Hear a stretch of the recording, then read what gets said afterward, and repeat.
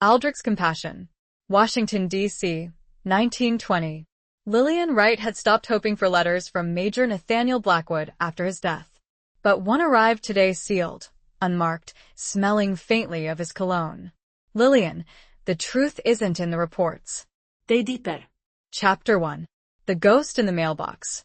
The cream-colored envelope sat innocently atop a stack of bills and advertisements, its presence a quiet disruption in the otherwise mundane Tuesday afternoon. Lillian Wright, her fingers still smudged with charcoal from a morning spent sketching the cherry blossoms along the tidal basin, almost missed it. Almost.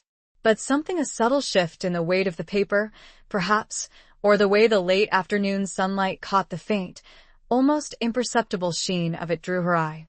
There was no return address. No postmark. Just her name and address, penned in a familiar, achingly familiar, script. Mrs. Lillian Wright, 14, Elm Street, Washington, D.C. The handwriting was strong, deliberate, the kind of penmanship that spoke of West Point drills and a life lived by the rigid lines of duty. A life that had ended, officially, 2 years ago in the muddy trenches of the Argonne Forest. Lillian's breath hitched. Her heart, a weary organ that had learned to beat in the dull rhythm of grief, fluttered like a trapped bird. She sank into the worn armchair by the window, the envelope trembling in her hand. Nathaniel. It couldn't be. Major Nathaniel Blackwood, her fiancé, the man who had promised her a lifetime of springs sketching cherry blossoms together, had been declared killed in action, October 1918.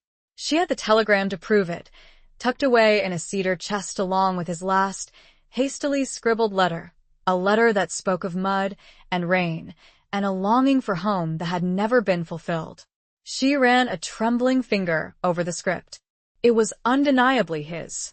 The slight slant of the N, the precise loop of the H, the way the K in Blackwood always seemed to stand a little taller, prouder than the other letters. Details only she would notice. Details etched into her memory as deeply as the lines of his face. The scent rising from the envelope was faint, but unmistakable. Bay rum and a hint of pipe tobacco, the unique blend that always clung to him, even after weeks in the trenches.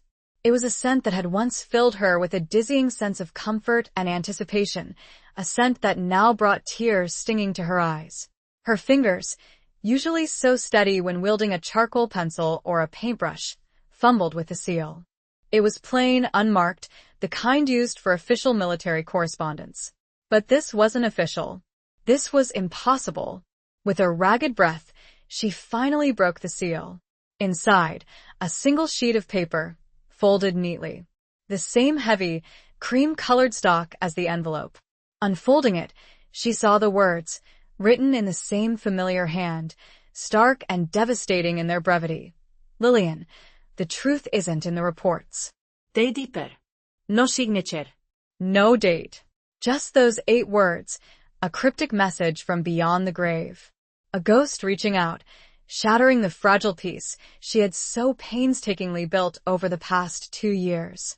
The room suddenly felt cold, despite the warmth of the spring afternoon. The cheerful chirping of birds outside her window seemed mocking, a cruel counterpoint to the turmoil raging within her. She reread the words, again and again, each reading driving the icy spike of disbelief deeper into her heart. Dig deeper. She whispered, her voice trembling. Deeper into what? The official reports had been clear, painfully so. Major Nathaniel Blackwood, along with most of his battalion, had been caught in a German artillery barrage. There were no survivors. She had seen the casualty lists, the endless columns of names, each one a life extinguished, a future stolen. She had attended the memorial service, a somber affair filled with grieving families and the hollow platitudes of politicians who had never seen the inside of a trench. She had even, in a moment of desperate, foolish hope, visited the War Department, demanding more information. She had spoken to a stern-faced colonel, a man with eyes that had seen too much death, who had patiently, yet firmly, reiterated the official account. There was nothing more to tell. Major Blackwood was gone.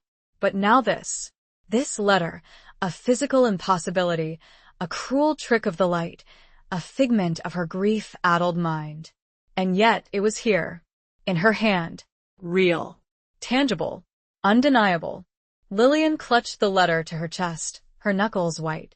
The charcoal smudges on her fingers transferred to the paper, blurring the already stark words.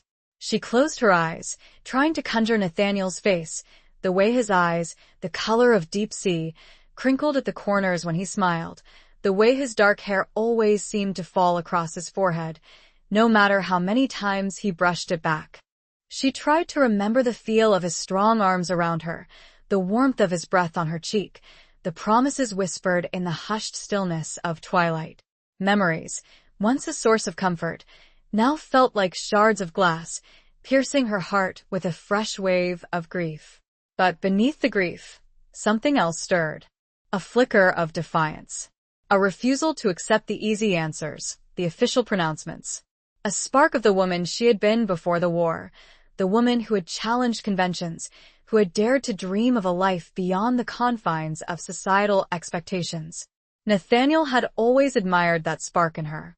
He had called it her fire. It was that fire, he had said, that had drawn him to her, that had made him believe that anything was possible, even in the face of a world consumed by war. And now, that fire was rekindled, fueled by 8 cryptic words and the lingering scent of bay rum and tobacco. She would dig deeper. She owed him that much. She owed herself that much. She would uncover the truth, no matter how painful, no matter how dangerous. She would find out what really happened in the Argonne forest, even if it meant confronting the ghosts of the past and the powerful forces that wanted them to remain buried. She stood up, her legs unsteady, but her resolve firm. The setting sun cast long shadows across the room, turning the familiar objects of her home into something unfamiliar, something menacing. The world had shifted on its axis. The comfortable routine of her life had been shattered. And she knew, with a chilling certainty, that there was no going back. The faint sound of a streetcar rattling past her window was a sharp, jarring reminder of the world outside, a world that continued on, oblivious to the silent earthquake that had just erupted in her quiet, orderly life. Chapter 2. Whispers of a Lost Battalion. The War Department loomed, a granite monolith of officialdom, its imposing facade casting a long shadow over the bustling Washington street. Lillian, clutching the letter in her purse as if it were a lifeline, felt a familiar wave of intimidation wash over her. 2 years ago, she had come here a grieving fiancé, seeking answers, closure. She had left defeated, the weight of official denial crushing her spirit. Today, she was different.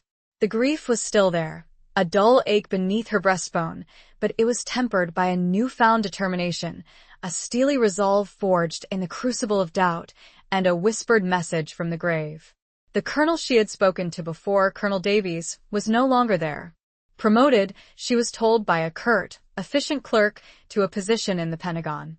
His replacement, a Major Thompson, was a younger man, with a brisk, no-nonsense demeanor and eyes that seemed to assess her worth in a single, calculating glance. "Mrs. Wright," he said, his voice devoid of warmth, "I understand you have some questions regarding the late Major Blackwood." He said late with a subtle emphasis, a reminder of the official, unchangeable reality. Lillian straightened her shoulders, meeting his gaze directly. "Yes, Major. I received new information." She hesitated, reluctant to reveal the letter just yet. It felt too fragile, too precious, to expose to the cold scrutiny of military bureaucracy. "New information?" Thompson raised an eyebrow, a hint of skepticism in his voice. The circumstances of Major Blackwood's death were thoroughly investigated. There were no survivors from his battalion. The reports were conclusive.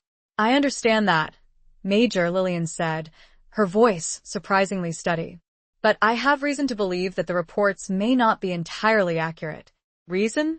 Thompson leaned back in his chair, his fingers steepled under his chin.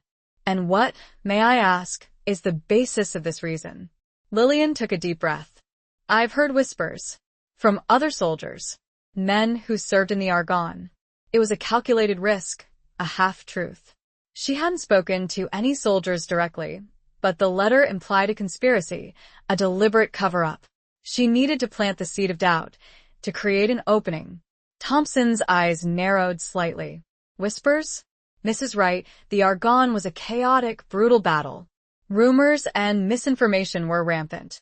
I assure you, we did everything possible to ascertain the truth. But what if some information was deliberately withheld? Lillian pressed, her voice rising slightly. What if there were reasons for the reports to be inaccurate? Thompson sighed, a sound of weary impatience. Mrs. Wright, I understand your grief, but I must caution you against pursuing these fantasies. Conspiracy theories do nothing but prolong the pain. This isn't a fantasy, Major, Lillian insisted, her voice trembling with suppressed emotion. I know Nathaniel. He wouldn't just disappear without a trace. There has to be more to the story. Thompson studied her for a long moment, his expression unreadable. Then he reached for a file on his desk, a thick, imposing document bound in official red tape. Major Blackwood's file, he said, his voice flat. It contains everything we know. The casualty reports, the eyewitness accounts such as they were the maps of the battle area. He opened the file, revealing pages of typed documents, handwritten notes, and grainy photographs. Lillian leaned forward, her heart pounding, her eyes scanning the pages, searching for something. Anything that might corroborate Nathaniel's cryptic message. The reports were, as Thompson had said, conclusive. They painted a grim picture of a battalion overwhelmed by superior German forces, caught in a relentless artillery barrage.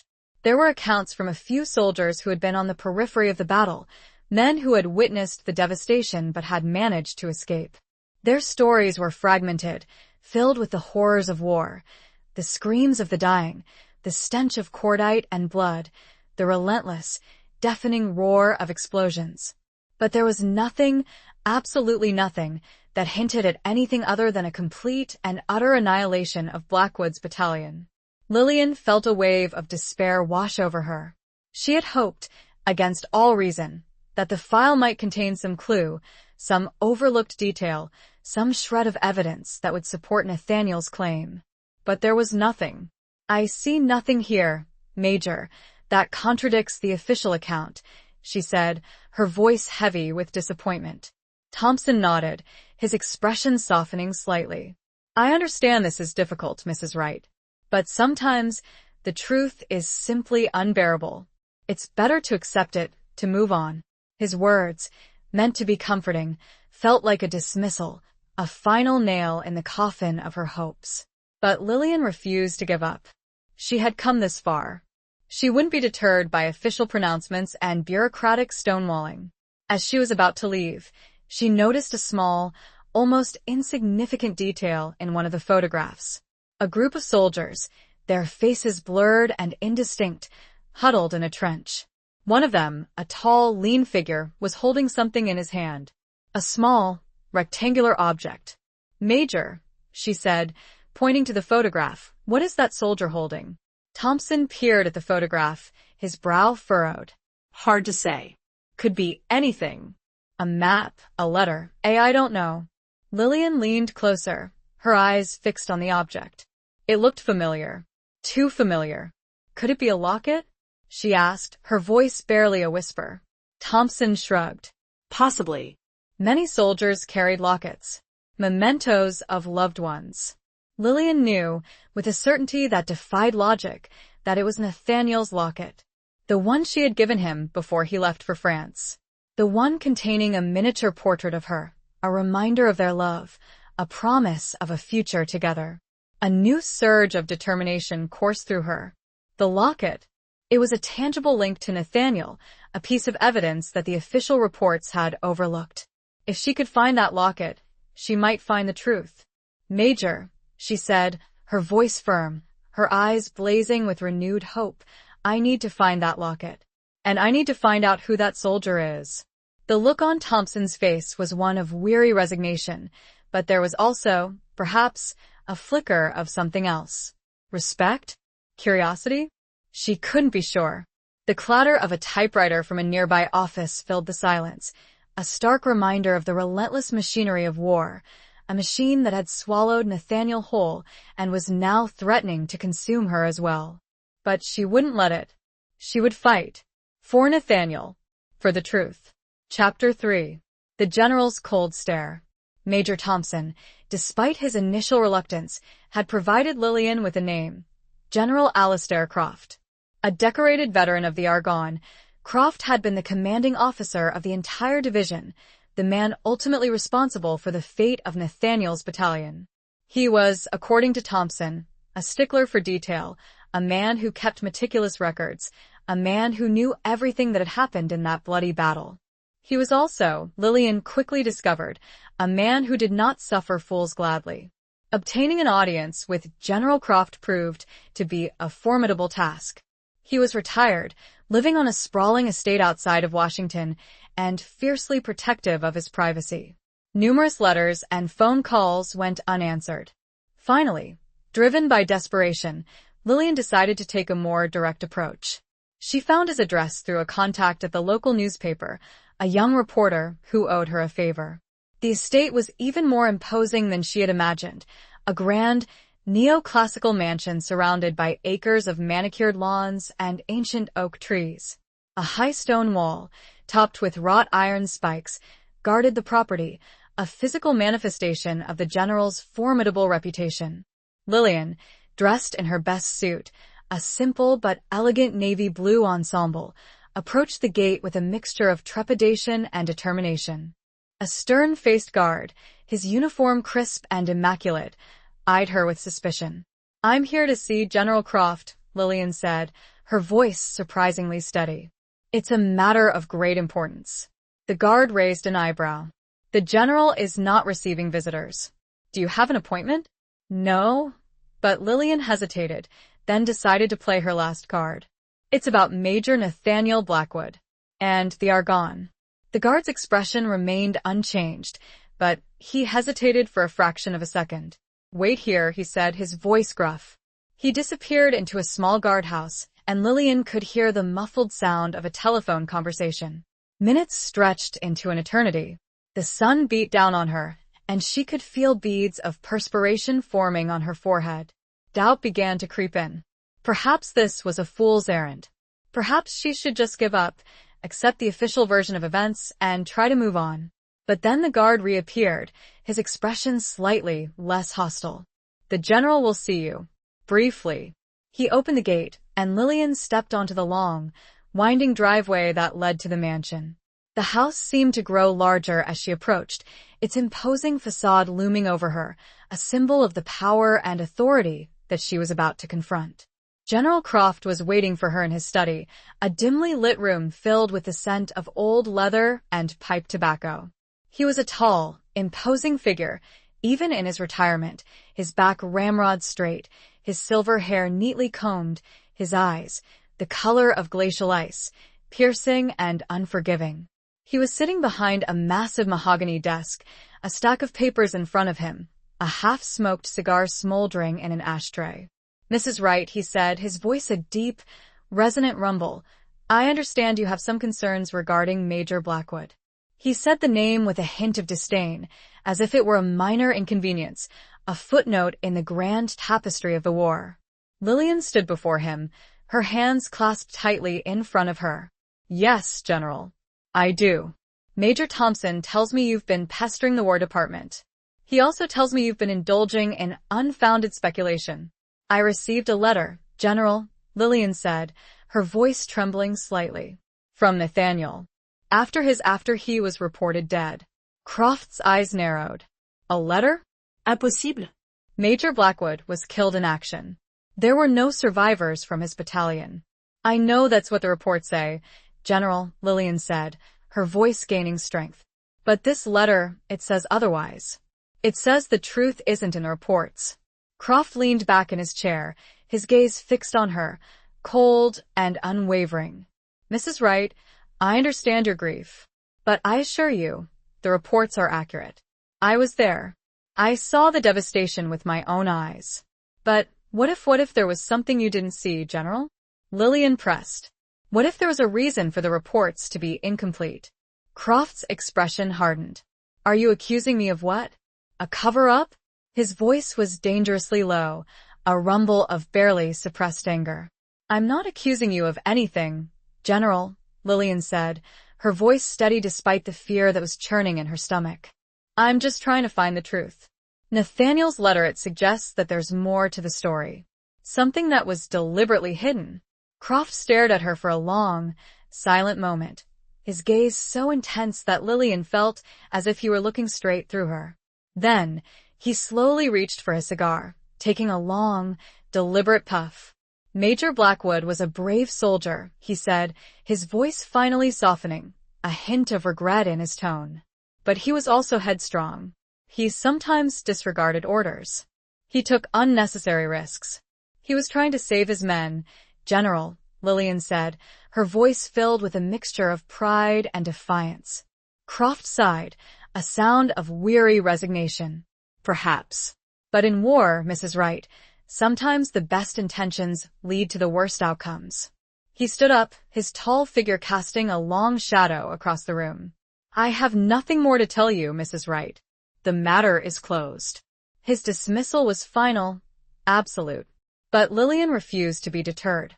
As she turned to leave, she noticed a small, framed photograph on a bookshelf, partially hidden behind a stack of books. It was a picture of a group of officers, taken before the Argonne offensive. And there, in the center of the group, was Nathaniel, his arm around another officer, a man with a familiar face. It was the same soldier from the photograph in Major Thompson's file. The one holding the locket. General, she said, her voice trembling with a sudden surge of hope. Who is that officer? The one standing next to Nathaniel? Croft glanced at the photograph, his expression unreadable. That, he said, his voice flat, is Captain David Sterling. He was Nathaniel's second in command. And then, with a chilling finality, he added, he was also killed in the Argonne. The air in the room seemed to thicken, the silence pressing down on Lillian like a physical weight. The general's cold stare was a mirror reflecting the seemingly insurmountable wall of secrets she was up against. The distant tick of a grandfather clock in the hallway was a somber reminder of time lost, and the time she might not have to uncover the truth. Chapter 4. A Cryptic Map of Argonne. Captain David Sterling.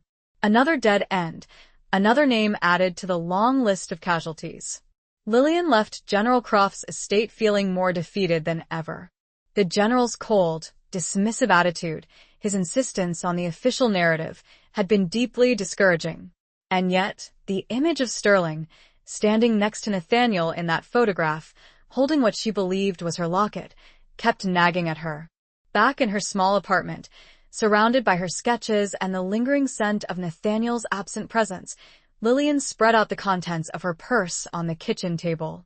The letter, the photograph from Major Thompson's file, a copy she had managed to persuade him to give her, and a small, worn map of the Argonne forest that she had purchased from a local bookstore. The map was detailed, showing the intricate network of trenches, roads, and forests that had made the Argonne such a treacherous battlefield. She traced the lines with her finger, trying to imagine Nathaniel's movements, trying to understand what had happened on that fateful day. The official reports placed his battalion near a small village called Montfaucon, a strategic high ground that had been fiercely contested by both sides. But the reports were vague, lacking specific details about the exact location of the battalion's final stand. Lillian stared at the map, feeling a growing sense of frustration. It was like trying to solve a jigsaw puzzle with most of the pieces missing. She needed more information. She needed something concrete, something that would connect Sterling to Nathaniel's disappearance. Then she noticed something. A small, almost imperceptible mark on the back of the photograph from Thompson's file. She turned it over, holding it up to the light. It was a series of numbers and letters, written in pencil, so faint that she had almost missed them. It looked like a code. Or a map coordinate. Lillian's heart began to race. Could this be it? Could this be the clue she had been searching for? She carefully copied the numbers and letters onto a piece of paper, her hand trembling with excitement. She then compared them to the map of the Argonne, searching for a corresponding location. The numbers seemed to correspond to a grid reference, a system used by the military to pinpoint specific locations on a map. Lillian painstakingly matched the numbers to the grid lines on her map, her eyes straining to decipher the tiny markings. Finally, she found it. A small, almost insignificant point on the map, located not near Montfaucon, but several miles to the east, deep within a dense forest known as the Bois de la Grurie. It was a remote, isolated area, far from the main battle lines. Why would Nathaniel's battalion be there? It made no sense. According to the official reports, they had been engaged in a fierce battle near Montfaucon. Why would they be so far off course? Unless the reports were wrong. Deliberately so. Lillian felt a chill run down her spine. The implications were staggering. If Nathaniel's battalion had been in the Bois de la Grurie, not Montfaucon, then the entire official narrative was a lie. But why? What was so important about that remote, isolated location? She studied the map again, focusing on the area around the coordinates. There was nothing there. No villages, no roads, no strategic landmark. Just trees. Dense, impenetrable forest. And then she saw it. A small, almost invisible symbol, hidden amongst the trees. A tiny circle with a cross inside. It was the symbol for a field hospital. A field hospital, hidden deep within the forest, far from the main battle lines. A place where wounded soldiers would be taken, treated, and perhaps something else. Lillian's mind raced. Was it possible? Could Nathaniel have been taken to that field hospital? Could he have survived the barrage, only to be what? Imprisoned? Murdered? The possibilities were terrifying, but they also offered a glimmer of hope. If Nathaniel had been taken to that hospital, there might be records. There might be witnesses. There might be someone who knew the truth. She looked at the letter again, Nathaniel's cryptic message. Dig deeper. She had been digging, and she was finally starting to uncover something. Something dark, something dangerous, something that powerful forces wanted to keep hidden. The map felt heavy in her hands, the cryptic coordinates a key to unlocking a secret that had been buried for 2 years. The quiet ticking of her kitchen clock was a relentless reminder of the urgency of her mission. She had a destination, a lead, a faint thread of hope to follow into the heart of the Argonne's dark secrets. Chapter 5. The Nurse Who Remembers Too Much. The information about the hidden field hospital in the Bois de la Grurie led Lillian to the National Archives. She spent days poring over dusty records, personnel files, and medical reports, searching for any mention of the hospital or the soldiers who had been treated there. It was a tedious, frustrating process. Most of the records were incomplete, damaged by time and neglect. Many were simply missing, victims of the chaos of war and the subsequent bureaucratic shuffle. But Lillian persevered, driven by the faint hope that she would find something, anything, that would connect Nathaniel to that hidden hospital. Finally, after days of fruitless searching, she stumbled upon a file that made her heart skip a beat. It was the personnel file of a nurse named Evelyn Moreau. A Frenchwoman who had volunteered with the American Expeditionary Forces, Evelyn had been assigned to a field hospital in the Argonne forest. The file didn't specify the exact location, but the dates of her service corresponded with the time frame of Nathaniel's disappearance. Lillian eagerly scanned the file, searching for any mention of Nathaniel or Captain Sterling. There was nothing, but there was something else. A note, scrawled in the margin of one of the reports, caught her eye. Excessive casualties. Unusual circumstances. Investigation pending. The note was unsigned, but it was dated October 15, 1918, just days after Nathaniel's battalion had been reported lost. Lillian felt a surge of adrenaline. This was it. This was the connection she had been looking for. Something unusual had happened at that hospital. Something that had warranted an investigation. But the investigation, if it had ever taken place, had been buried, suppressed, just like the truth about Nathaniel's disappearance. Lillian needed to find Evelyn Moreau. She needed to find out what she knew. The file indicated that Evelyn had been discharged from the army in 1919 and had returned to France. Her last known address was a small village in the Alsace region, near the German border. It was a long shot, but Lillian knew she had to try. She couldn't let this lead go cold. She spent the next few days making arrangements, gathering information, and securing the necessary travel documents.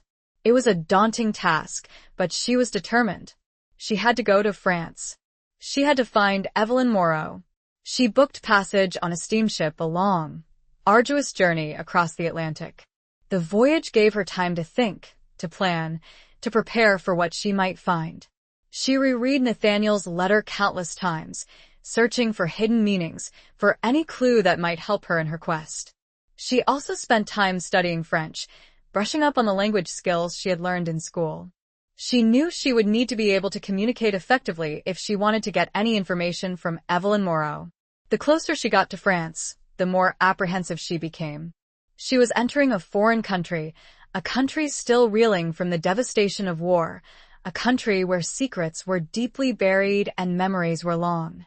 But she was also filled with a sense of purpose, a determination to uncover the truth, no matter the cost. She owed it to Nathaniel. She owed it to herself. As the ship approached the coast of France, Lillian stood on the deck, gazing at the distant shoreline. The air was thick with the scent of salt and sea, and the cries of gulls overhead seemed to echo the turmoil in her heart. She knew that her journey was just beginning. She had a long way to go, and the path ahead was fraught with danger and uncertainty. But she was ready. She was prepared to face whatever challenges lay ahead, to uncover the truth about Nathaniel's disappearance, and to bring his ghost, finally, to peace. The gray, misty coastline of France seemed to both welcome and warn her, a silent witness to the secrets it held, and the determination of the woman stepping onto its shores. The ship's horn blew, a long, mournful sound that was both a farewell to the past and a hesitant greeting to an uncertain future. Chapter 6. Rain and Regret in Paris. Paris, even in its post-war melancholy, held a certain faded grandeur. The city was slowly healing, the scars of war evident in the boarded-up windows, the pockmarked buildings, and the haunted eyes of its inhabitants. But the spirit of the city, its resilience, its enduring beauty, was undeniable. Lillian arrived in Paris with a heavy heart and a suitcase full of unanswered questions. Her first task was to find a place to stay, a small, inexpensive hotel near the Gare de l'Est, where she could establish a base of operations. The hotel was modest, but clean, and the owner, a kindly old woman named Madame Dubois, spoke enough English to make communication possible. The rain started soon after Lillian arrived, a persistent, drizzling rain that seemed to mirror the mood of the city and her own growing sense of unease. She spent her first few days in Paris navigating the labyrinthine streets, visiting libraries and archives, searching for any information she could find about Evelyn Moreau.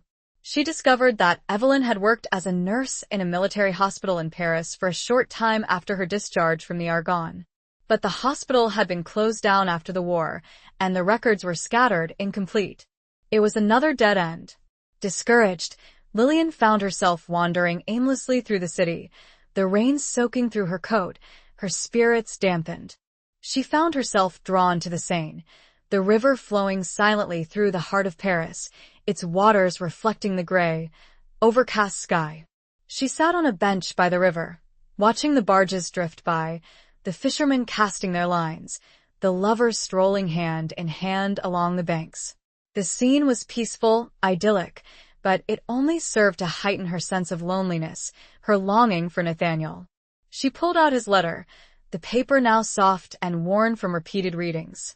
The truth isn't in the reports. Stay deeper. His words were a constant reminder of her mission, a driving force that kept her going, even when she felt overwhelmed by the immensity of her task. She closed her eyes, trying to imagine him here, in Paris, with her. They had dreamed of visiting this city together, of exploring its museums and art galleries, of sipping coffee in its sidewalk cafes, of losing themselves in the romance of its ancient streets. But those dreams had been shattered by the war, by the brutal reality of the trenches, by the lies and secrets that had shrouded his disappearance. A sudden downpour forced Lillian to seek shelter under the awning of a nearby cafe. She ordered a cup of coffee, the strong, bitter brew warming her from the inside out. She watched the rain fall, the streets glistening under the streetlights, the the city transformed into a shimmering, melancholic reflection of itself. As she sat there, lost in her thoughts, she noticed a woman sitting alone at a table across the room. She was an older woman, her face lined with wrinkles, her hair streaked with gray, but her eyes, a striking shade of blue, were sharp and intelligent. She was reading a book, but she kept glancing up, her gaze sweeping across the room, as if she were searching for someone. There was something about the woman, something familiar, something that resonated with Lillian. She couldn't explain it, but she felt a sudden, inexplicable urge to talk to her. She hesitated, unsure of herself. She was an outsider, a stranger in a foreign land. She didn't want to intrude. But then, the woman looked up again and their eyes met. The woman smiled, a warm, inviting smile that seemed to reach out to Lillian, across the crowded cafe. Lillian took a deep breath, gathered her courage, and walked over to the woman's table. "Excuse me," she said, her French a little hesitant. "May I sit down?" The woman nodded, her smile widening. "Of course," she said, her voice surprisingly strong, her English almost flawless. "Please join me." Lillian sat down, feeling a strange sense of relief, as if she had found a safe harbor in the midst of a storm. "I'm Lillian," she said, extending her hand. "Evelyn," the woman replied, shaking her hand. "Evelyn Moreau." The name echoed in Lillian's ears, the cafe's gentle hum fading into a distant background. The rain outside continued its steady rhythm, a counterpoint to the sudden, sharp turn her quest had taken. Here, in this quiet Parisian cafe. The scent of coffee and rain mingled, a bittersweet aroma of hope and uncertainty. Chapter 7. Beneath the Scars of War. The coincidence was almost too much to believe. Lillian stared at Evelyn Moreau, the woman she had traveled thousands of miles to find, sitting across from her in a Parisian cafe, her presence a sudden, unexpected gift. "You're Evelyn Moreau?" Lillian asked, her voice trembling slightly, still struggling to reconcile the reality with the sheer improbability of it all. Evelyn nodded, her blue eyes, filled with a depth of experience that spoke of a life lived through both joy and sorrow, studying Lillian with a gentle curiosity. "I am." "And you, Lillian, you are looking for me?" Lillian took a deep breath, trying to calm her racing heart. "Yes, I am. I need to ask you about something. Something that happened during the war." In the Argonne, Evelyn's expression shifted, a shadow passing over her face. The memories of the Argonne, clearly, were not pleasant ones. "The Argonne," she repeated, her voice barely a whisper. "That was a long time ago." "I know," Lillian said softly. "But it's important. It's about Major Nathaniel Blackwood." The name hung in the air between them, a shared ghost, a connection forged in the crucible of war and loss. Evelyn's eyes widened slightly, a flicker of recognition, perhaps even surprise, in their depths. "Major Blackwood," she said, her voice thoughtful. "Yes, I remember him." Lillian leaned forward, her hands clasped tightly on the table. He was my fiancé. He was reported killed in action. But I received a letter from him after he was supposed to be dead." Evelyn's gaze sharpened, her attention fully focused on Lillian. "A letter? After that is not possible." "I know it sounds impossible," Lillian said, her voice pleading. "But it's true." The letter said the truth wasn't in the reports. It mentioned a field hospital in the Bois de la Gruerie. Evelyn's breath caught in her throat. She looked away, her gaze fixed on the rain-streaked window, her mind seemingly transported back to that dark, distant forest. "The Bois de la Gruerie," she whispered, her voice filled with a mixture of dread and something else. Something that Lillian couldn't quite decipher. "You were there," Lillian said, her voice gentle but insistent. "You worked at that hospital." Evelyn nodded slowly, her eyes still averted. "Yes, I was there." "Do you remember what happened?" Lillian asked, her voice barely a whisper. "Do you remember anything unusual?" Evelyn hesitated for a long moment, her silence stretching into an eternity. The cafe buzzed around them, the sounds of conversation and laughter a stark contrast to the gravity of the moment. Finally, Evelyn turned back to Lillian, her eyes filled with a profound sadness. There are things I have tried to forget. Things that were not meant to be seen. Please, Lillian begged, her voice choked with emotion. I need to know. I need to know what happened to Nathaniel. Evelyn took a deep breath, her gaze unwavering. It was a terrible place, that hospital. We were overwhelmed with casualties. So many young men broken, dying. We did what we could, but it was never enough. She paused, her hands trembling slightly. There were rumors. Whispers of strange experiments. Of soldiers being used. Of things that were not right. Lillian's blood ran cold. The whispers were true. Something horrific had happened at that hospital. Something that had been deliberately covered up. Nathaniel, Lillian said, her voice trembling. Was he one of them? Evelyn looked at her, her eyes filled with a deep, agonizing pity. I saw him, Lillian. I saw him brought in. He was badly wounded. But he was alive. Lillian's heart leaped with a flicker of hope. He had been alive. He had survived the barrage. But, Lillian prompted, her voice filled with dread, sensing the unspoken truth that hung in the air. Evelyn closed her eyes, a single tear tracing a path down her weathered cheek. But he didn't leave that hospital, Lillian. Not alive, anyway. The words hit Lillian like a physical blow, crushing the fragile hope that had momentarily flared. He was gone. Really gone. But the circumstances, the whispers of experiments, of something unnatural, it was a new kind of horror. Evelyn's hands, gnarled with age, and the ghosts of countless wounds tended, covered her face for a moment. The cafe's warm interior seemed to shrink, the sounds fading into a muted background to the stark reality of Evelyn's words that painted a picture far more sinister than a simple battlefield death. The rain outside had stopped, but the gloom had settled deeper, a reflection of the darkness that was slowly being unveiled. Chapter 8. The Rendezvous at Amiens. Evelyn Moreau's revelation had been devastating, but it had also provided Lillian with a crucial piece of the puzzle. Nathaniel had survived the initial barrage, only to meet a darker fate at the hidden field hospital in the Bois de la Gruerie. But the details remained shrouded in mystery. What exactly had happened at that hospital? And who was responsible? Evelyn, though haunted by her memories, had agreed to help Lillian. She had contacts, she said, other nurses and orderlies who had served in the Argonne, people who might know more. She had arranged a meeting, a rendezvous, in Amiens, a city closer to the site of the former hospital, a place where memories of the war were still raw and fresh. Amiens was a city scarred by war, its cathedral miraculously spared, but the surrounding buildings bearing the marks of heavy shelling. The streets were filled with a mix of locals and veterans, their faces etched with the shared trauma of the conflict. Lillian and Evelyn traveled to Amiens by train, the journey a somber reflection of the landscape they were passing through, fields still scarred by trenches and craters, a constant reminder of the devastation that had swept across the region. They met Evelyn's contact in a small, unassuming cafe near the train station.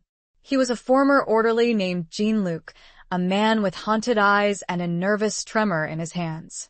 He was reluctant to talk, at first his fear palpable. It's dangerous, he said, his voice barely a whisper, his French heavily accented. They don't want anyone to know what happened there. Who? Lillian asked, her voice urgent. Who are they? Jean-Luc hesitated, glancing nervously around the cafe. The officers. The doctors. The Americans. Lillian's heart sank. The conspiracy, it seemed, went higher than she had imagined. It involved not just rogue elements, but the American military itself. Please, Jean-Luc, Evelyn said, her voice gentle but firm. We need to know. This woman, she lost her fiancé. He was at that hospital. Jean-Luc looked at Lillian, his eyes filled with a mixture of pity and fear. He took a deep breath, then began to speak, his voice low and halting. He confirmed Evelyn's story, the rumors of strange experiments, of soldiers being subjected to unnatural procedures. He spoke of a doctor, an American, a man named Dr. Silas Albright, who had been in charge of the hospital. He was, according to Jean-Luc, a cold, ruthless man, obsessed with pushing the boundaries of medical science. He was experimenting on the wounded, Jean-Luc said, his voice trembling, trying to enhance their abilities, make them stronger, more resilient. Lillian felt a wave of nausea. The idea was horrific, barbaric. Using wounded soldiers as guinea pigs, subjecting them to God knows what kind of torturous procedures. Nathaniel, Lillian whispered, her voice choked with emotion. Was he one of his patients? Jean-Luc nodded slowly, his eyes filled with a deep, agonizing sadness. Yes, he was. I saw him. I tried to help him. What happened? Lillian asked, her voice desperate. What did they do to him? Jean-Luc hesitated, his eyes darting around the cafe again. He leaned closer, his voice barely audible. They were injecting them with something. A serum. It was supposed to make them stronger. But it had had side effects. Terrible side effects. He described the symptoms, the horrifying transformations that the soldiers underwent. The increased aggression, the mental instability, the physical deformities. It was a nightmare scenario, a scene straight out of a horror story. Nathaniel, Lillian repeated, her voice barely a whisper. What happened to him? Jean-Luc looked at her, his eyes filled with tears. He couldn't handle it. The serum, it broke him. He died. But not before he stopped, unable to continue. The unspoken truth hung in the air, heavy and suffocating. Not before what? Lillian pressed, her voice trembling with a mixture of dread and fury. Jean-Luc shook his head, his eyes filled with a deep, abiding horror. He killed others. Other patients. Other soldiers. He became a monster. The words were like a knife twisting in Lillian's heart. Nathaniel, her brave, noble Nathaniel, transformed into a monster, a killer. It was unbearable, unthinkable. But she knew, deep down, that it was the truth.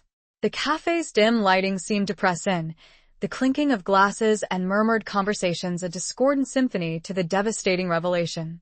Jean-Luc's hands shook as he lit a cigarette, the match flaring briefly, illuminating the deep lines of fear and regret etched on his face. The meeting in Amiens had opened a Pandora's box of horrors, a truth far more monstrous than Lillian could have ever imagined, and the weight of it threatened to crush her. The air was thick with unspoken questions, with the ghosts of the men who had suffered and died in that hidden hospital, their fates now a burden she had to carry. Chapter 9. A dance with shadows and deceit. The revelation that Nathaniel had been subjected to horrific experiments and had ultimately become a victim of them left Lillian reeling.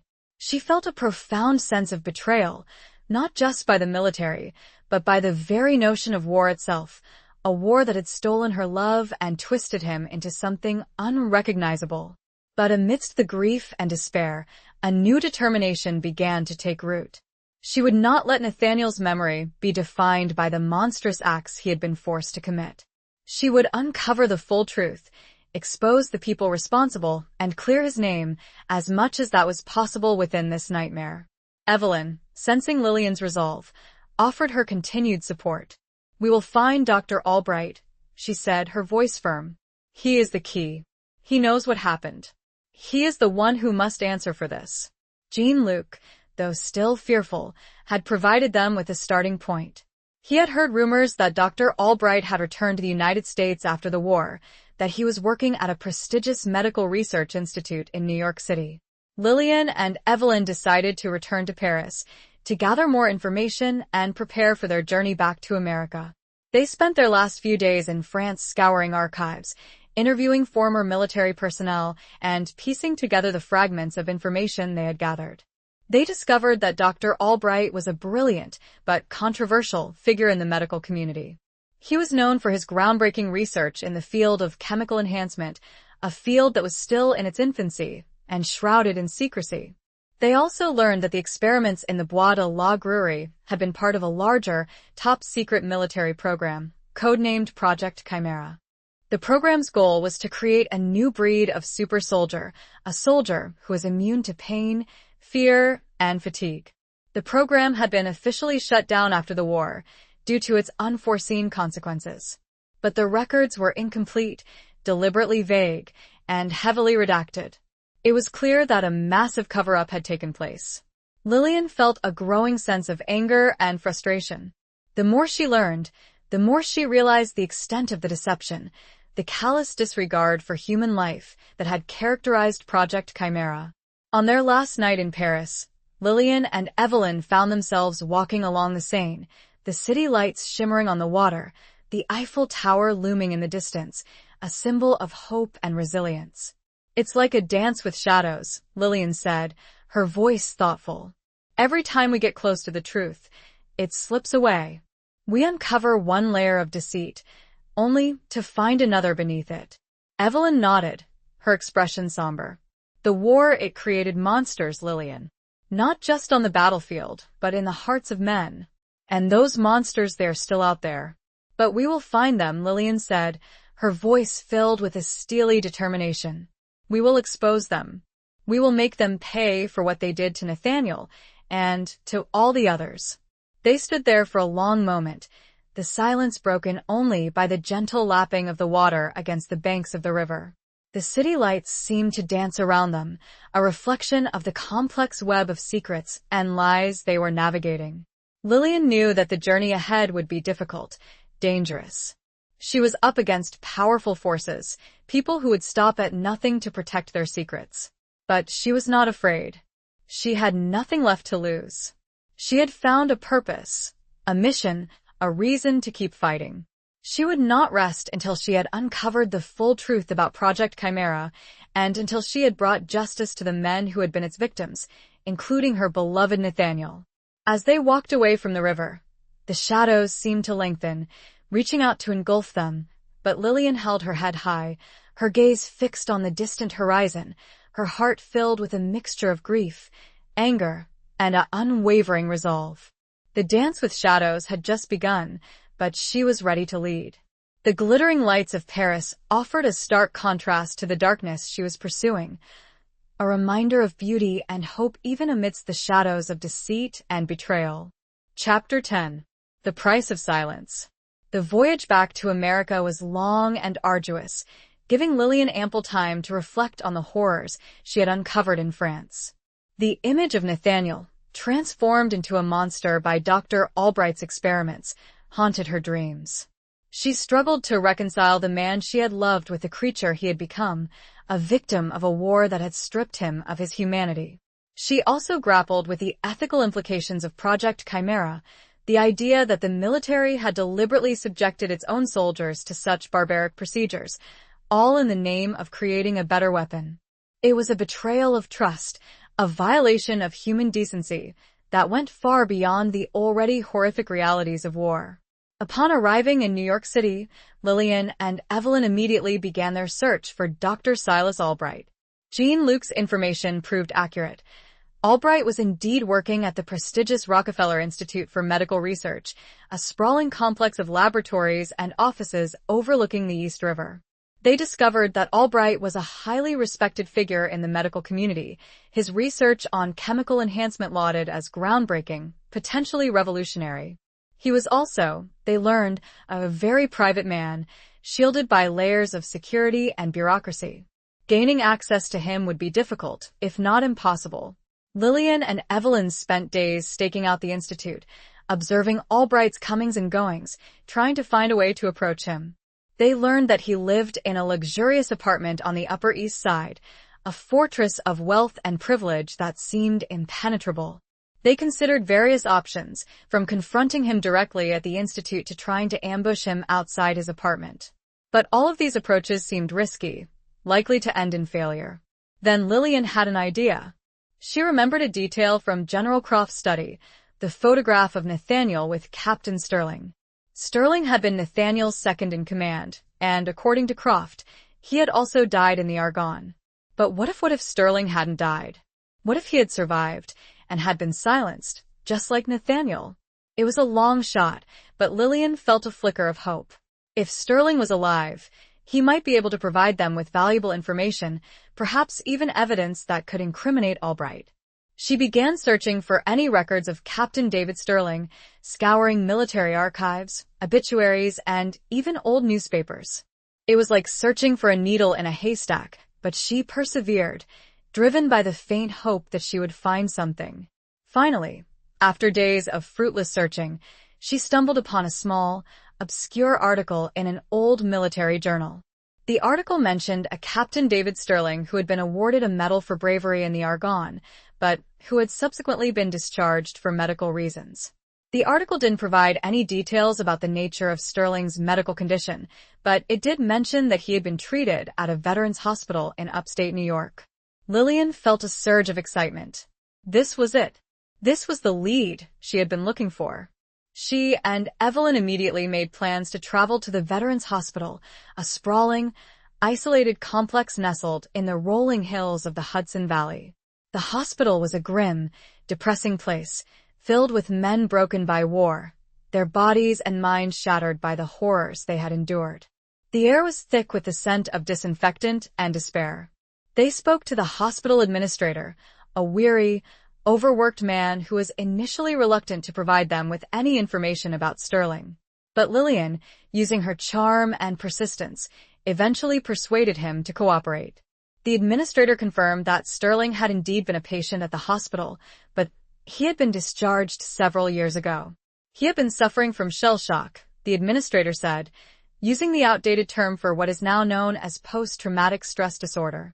He provided Lillian with Sterling's last known address, a small, remote cabin in the Catskill Mountains. Lillian and Evelyn set off immediately, their hearts filled with a mixture of hope and trepidation. They were getting closer to the truth, but they knew that they were also entering dangerous territory. As they drove through the winding mountain roads, the silence in the car was heavy with unspoken fears. They were venturing into the unknown, seeking a man who might be broken, dangerous, or even dead. The price of silence, they were beginning to understand, was often paid in the shadows, in the hidden corners of a world that wanted to forget the horrors of war. The towering trees lining the road seemed to watch them, silent witnesses to their quest, their branches casting long, ominous shadows that stretched and twisted like the secrets they were pursuing. Chapter 11. Letters from the Dead.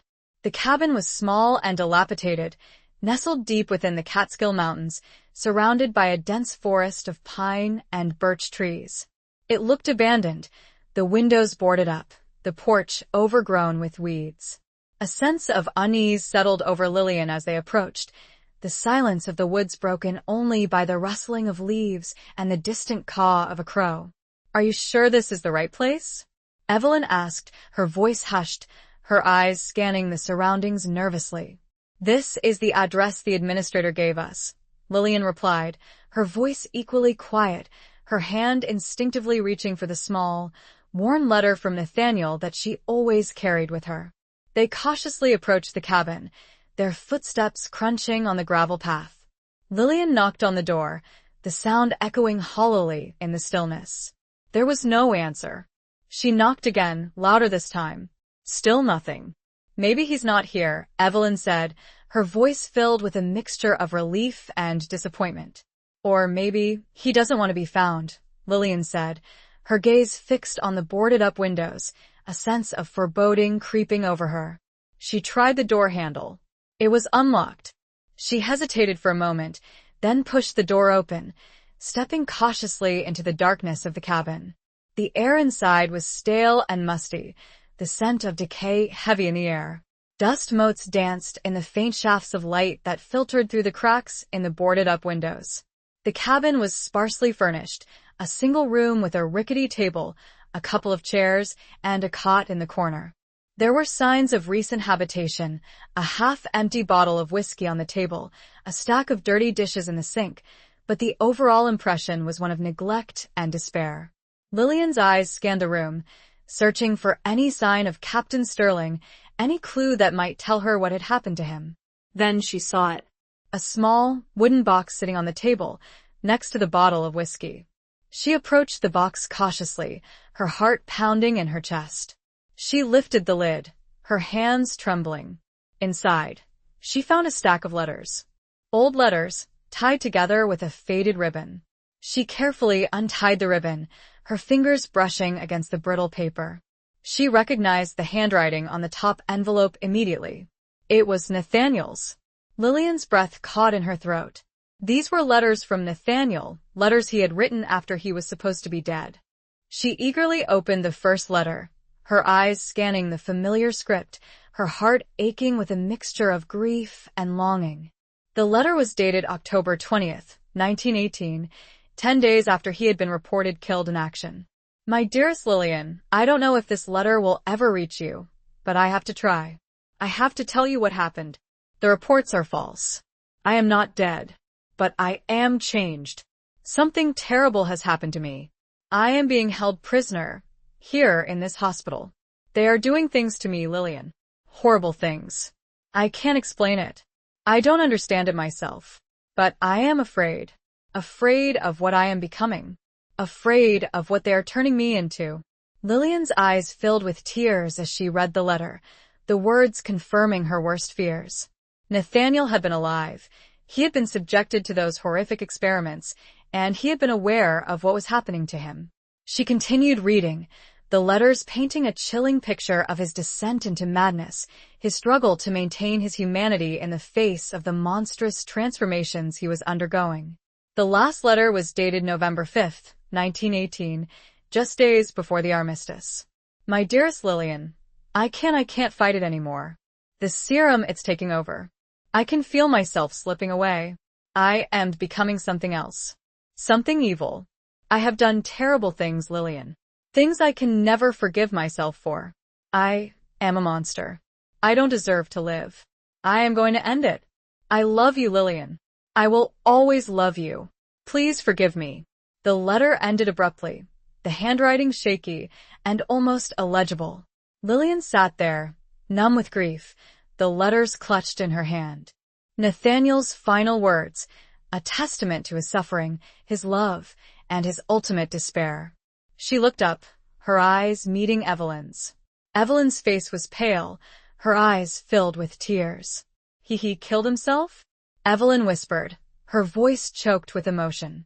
Lillian nodded slowly, unable to speak. The truth was even more devastating than she had imagined. Nathaniel had not only been subjected to those horrific experiments, but he had taken his own life to escape the monster he had become. A sudden noise from outside startled them. The sound of footsteps approaching the cabin. Someone was coming. Lillian quickly gathered the letters, stuffing them into her purse. She and Evelyn exchanged a nervous glance. They had to get out of there. They were trapped in the cabin, the letters a damning piece of evidence, the sound of approaching footsteps a clear signal that their discovery had not gone unnoticed. The dim light filtering through the boarded-up windows seemed to mock them, highlighting the dust motes that danced in the air like the ghosts of Nathaniel's torment. The silence of the woods had been broken, replaced by a palpable sense of danger. Chapter 12. Betrayal in the Moonlight. Lillian and Evelyn exchanged a look of panic. They were trapped. The front door was the only way out, and whoever was approaching was blocking their escape. We have to hide, Lillian whispered, her eyes darting around the small, sparsely furnished cabin. There were few options, under the cot, behind the rickety table, or in the small, cramped closet in the corner. The closet, Evelyn said, her voice barely audible, her eyes wide with fear. It's the only place. They quickly and quietly moved to the closet, squeezing themselves inside, the musty smell of old clothes and mothballs filling their nostrils. Lillian carefully closed the door, leaving it slightly ajar so they could see out. They waited in the darkness, their hearts pounding in their chests, their breaths held tight. The footsteps outside grew louder, closer. They heard the creak of the porch steps, then the sound of the door handle turning. The door swung open, and a figure stepped into the cabin. A man. Tall and broad-shouldered, silhouetted against the fading light of the late afternoon. Lillian held her breath, her eyes fixed on the figure. She couldn't see his face, but there was something familiar about him, something that sent a shiver of dread down her spine. The man stood there for a moment, his gaze sweeping across the room. He was holding something in his hand. A gun. Lillian felt a surge of terror. This was no ordinary intruder. This was someone who knew they were there, someone who had come to silence them. The man moved slowly, deliberately, his footsteps muffled by the thick dust on the floor. He approached the table, his eyes scanning the surface. He saw the empty bottle of whiskey, the dirty dishes, the wooden box. He reached for the box, his hand hovering over it for a moment. Then he lifted the lid. He saw that it was empty. He swore under his breath, a low, guttural sound that sent a chill through Lillian's body. He turned, his gaze sweeping across the room again. He knew they were there. He was just toying with them. He started walking towards the closet, his footsteps slow and deliberate, his shadows stretching across the floor like a predator stalking its prey. Lillian closed her eyes, her body trembling, her mind racing. She had to do something. She couldn't just sit there and wait for him to kill them. She reached into her purse, her fingers closing around the small, smooth surface of Nathaniel's letter. It was all she had left of him, a tangible reminder of his love, his suffering, and his ultimate sacrifice. She took a deep breath, steeling herself. She would not go down without a fight. The man was now standing directly in front of the closet, his shadow looming over them, his presence filling the small space with a sense of menace. He reached for the door handle. Lillian burst out of the closet, shoving the man with all her strength. He stumbled backward, surprised by her sudden attack. Evelyn followed close behind, screaming at the top of her lungs. The man regained his balance, his eyes blazing with fury. He raised his gun, pointing it directly at Lillian. "You shouldn't have come here," he said, his voice cold and menacing. "You should have stayed away." Lillian stared at him, her eyes filled with a mixture of fear and defiance. She recognized him now. It was Major Thompson, the man from the War Department, the man who had dismissed her concerns, the man who had told her to move on. "You," she gasped, her voice trembling. "You knew. You knew all along." Thompson smiled, a cruel, twisted smile that sent a shiver down her spine. "Of course, I knew. I was part of it. Project Chimera. I was one of Albright's assistants." But why? Lillian asked, her voice barely a whisper. "Why would you do this? Why would you betray your own soldiers?" Thompson shrugged, his expression callous. "It was for the greater good. We were trying to improve humanity, create a better soldier, a better world. By turning them into monsters?" Lillian cried, her voice filled with outrage. Thompson's smile faded, his eyes hardening. They were expendable. Sacrifices had to be made. For progress. He raised his gun again, his finger tightening on the trigger. Suddenly, a shot rang out. Thompson gasped, his eyes widening in surprise. He looked down, his hand clutching his chest. Blood was spreading across his shirt, staining the fabric a dark, crimson red. He stumbled backward, collapsing to the floor, his gun clattering beside him. Lillian and Evelyn stared in shock, their bodies frozen in place. They hadn't fired the shot. They looked up, their eyes searching the shadows. Standing in the doorway, silhouetted against the moonlight, was another figure. A man, holding a smoking gun. It was Captain David Sterling. He was alive. The moonlight cast long, distorted shadows across the cabin floor, illuminating the scene of betrayal and violence. Sterling's face was etched with a mixture of weariness, regret, and a grim determination. The air was thick with the scent of gunpowder and blood, a stark reminder of the price of secrets and the lengths some would go to protect them. The betrayal had cut deep, revealing a conspiracy that reached far beyond the battlefield, and the consequences were playing out in this remote, forgotten cabin. Chapter 13. The Confession of Sergeant Davies. Sterling lowered his gun, his gaze shifting from Thompson's lifeless body to Lillian and Evelyn. His face was gaunt and weathered, his eyes filled with a deep, abiding sadness. He looked older than his years, the weight of his experiences etched into every line of his face. "I'm sorry," he said, his voice hoarse, his words barely a whisper. I didn't want it to come to this." Lillian stared at him, her mind reeling. Captain Sterling, the man she had believed to be dead, was standing before her, a savior and a ghost all in one. You saved us," Evelyn said, her voice trembling, her eyes wide with disbelief. Sterling nodded slowly, his gaze fixed on Thompson's body. He would have killed you. He was one of them. A true believer in Albright's madness. But how did you know we were here? Lillian asked, her voice still shaky, her mind struggling to process the events that had just unfolded. I've been watching you, Sterling said, his voice hesitant. Ever since you came to the hospital. I knew you were looking for the truth. He explained that he had been a patient at the Veterans Hospital, undergoing treatment for shell shock, just as the administrator had said. But his condition was not the result of battlefield trauma. It was the result of Albright's experiments. He had been Nathaniel's second in command, and he had been present at the field hospital in the Bois de la Grurie. He had witnessed the horrors firsthand, the brutal procedures, the transformations, the deaths. He had tried to stop it, to report Albright to the authorities, but he had been silenced, discredited, labeled as mentally unstable. He had been discharged from the army, forced to live in hiding, haunted by his memories. I couldn't let them get away with it, Sterling said, his voice filled with a mixture of anger and regret. I had to do something.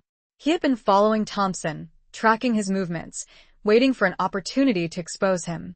He had known that Lillian and Evelyn were getting close to the truth, and he had feared for their safety. Thompson was dangerous, Sterling said, his voice grim. He was Albright's right-hand man. He was responsible for many deaths. Lillian looked at Thompson's body, her stomach churning. She felt no sympathy for him, only a deep, abiding sense of revulsion. He had been a monster, a willing participant in a horrific conspiracy. What about Albright? Lillian asked, her voice urgent. Where is he? We have to stop him. Sterling nodded, his expression determined. I know where he is. He's at the Rockefeller Institute. He's continuing his research. He's still experimenting. He revealed that Albright's experiments had not ended with the war. He had continued his work, refining his serum, seeking to create the perfect super soldier. He was funded by secret government grants, supported by powerful figures within the military and the intelligence community. It's bigger than we thought, Sterling said, his voice grim. Project Chimera, it never really ended. It just went underground. Lillian felt a chill run down her spine. The conspiracy was far-reaching, more deeply entrenched than she had ever imagined. She was up against a powerful, ruthless enemy, an enemy that would stop at nothing to protect its secrets. We have to expose them, Lillian said, her voice filled with a steely determination. We have to tell the world what they've done. Sterling nodded, his eyes meeting hers. I'll help you. I have evidence. Documents. Proof of Albright's crimes. He revealed that he had stolen documents from the field hospital, hidden them away, waiting for the right moment to reveal them. He had the names of the soldiers who had been subjected to Albright's experiments, the details of the procedures, the horrifying results. It's enough, Sterling said, his voice filled with a grim satisfaction. It's enough to bring them down. He had been waiting for this moment for years, living in the shadows, haunted by his memories, consumed by guilt and regret.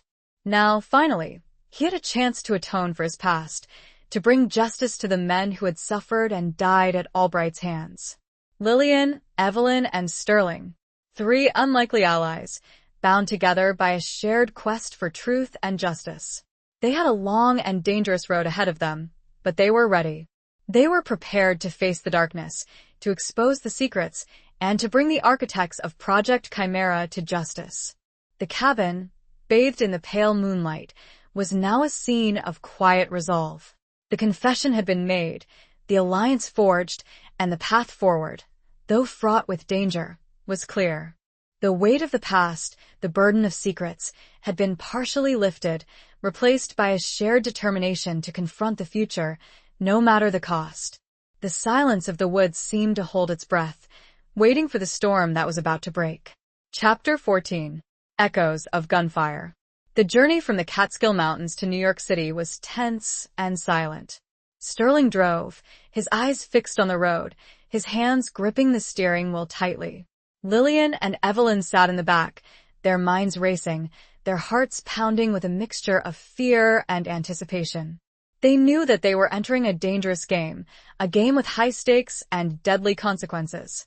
They were up against powerful forces, people who would stop at nothing to protect their secrets. But they were also driven by a fierce determination, a sense of righteous anger, a burning desire to expose the truth and bring justice to the victims of Project Chimera. They arrived in New York City under the cover of darkness, the city lights casting a surreal glow on the streets below. Sterling had a plan, a risky plan, but it was their only option. He had arranged a meeting with a journalist, a reporter for the New York Times, a man named Edward R. Murrow, a rising star in the world of investigative journalism, known for his integrity and his courage. Sterling had contacted Murrow anonymously, providing him with snippets of information, hinting at the existence of Project Chimera, piquing his interest. He had arranged to meet Murrow at a secluded location, a small, dimly lit bar in Greenwich Village, a place where secrets were often whispered and deals were made. Lillian and Evelyn waited in the car, while Sterling went inside to meet Murrow. The minutes stretched into an eternity, each tick of the clock amplifying their anxiety. Finally, Sterling emerged from the bar, his expression grim but determined. He was accompanied by Murrow, a tall, lanky man with a sharp, intelligent gaze and a world-weary demeanor. "He believes us," Sterling said, his voice low. "He's going to help us." Murrow nodded, his eyes scanning Lillian and Evelyn with a mixture of curiosity and concern. "This is a big story," he said, his voice serious. "Bigger than anything I've ever covered. It could change everything." He explained that he had been investigating rumors of government misconduct for years, but he had never been able to get any concrete proof. Sterling's evidence, he said, was the missing piece of the puzzle. "We have to be careful," Murrow said, his voice cautious. "They'll be watching us. They'll try to discredit us. They'll do anything to stop us." They decided to lay low, to avoid attracting attention. Sterling had a safe house, a small, nondescript apartment in Brooklyn, where they could hide out and plan their next move. They spent the next few days poring over Sterling's documents, organizing the evidence, preparing their case. Murrow worked tirelessly, interviewing sources, verifying information, building a narrative that would expose the truth about Project Chimera. The evidence was damning. Sterling had the names of the soldiers who had been subjected to Aldrics experiments, the details of the procedures, the horrifying results. He had medical records, autopsy reports, and even photographs. Lillian found it difficult to look at the photographs, the images of the men, their bodies twisted and deformed, their faces contorted in agony. It was a stark reminder of the human cost of Aldrich's ambition, the price of silence, the betrayal of trust. She was particularly haunted by the images of Nathaniel, his once handsome features now distorted, his eyes filled with a mixture of terror and madness. It was a painful reminder of the man she had loved, the man he had been before the war, before Project Chimera had stolen his soul. But amidst the grief and despair, Lillian found a new source of strength, a fierce determination to honor Nathaniel's memory, to ensure that his suffering had not been in vain.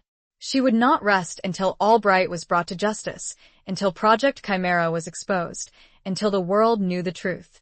Murrow was preparing to publish a story, a front-page expose in the New York Times, a story that would shock the nation and shake the foundations of the military establishment.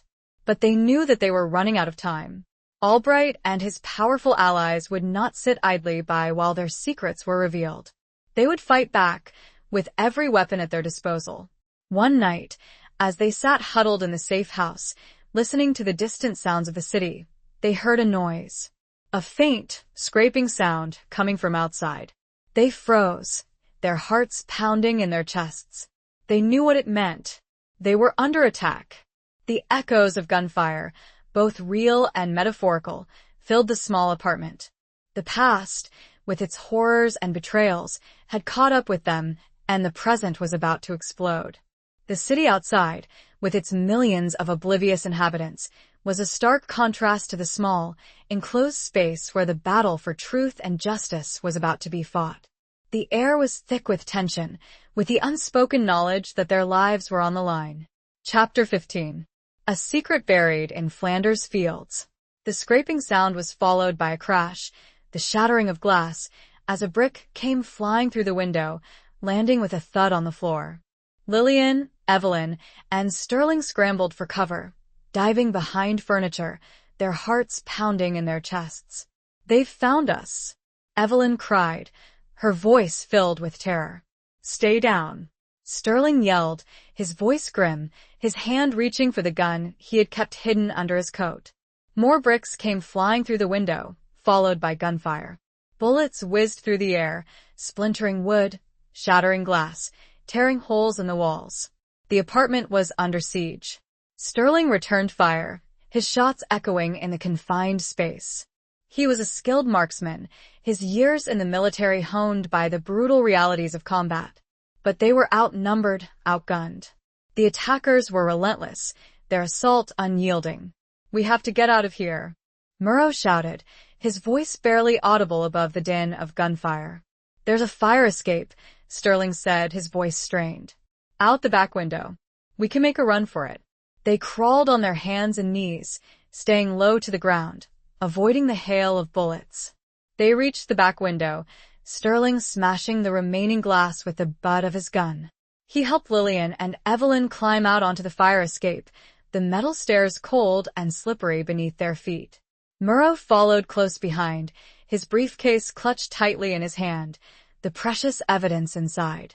They descended the fire escape quickly, silently, their hearts pounding in their chests. They reached the alley below, the darkness providing them with a temporary cover. But the attackers were not far behind. They heard shouts, footsteps, the sounds of pursuit.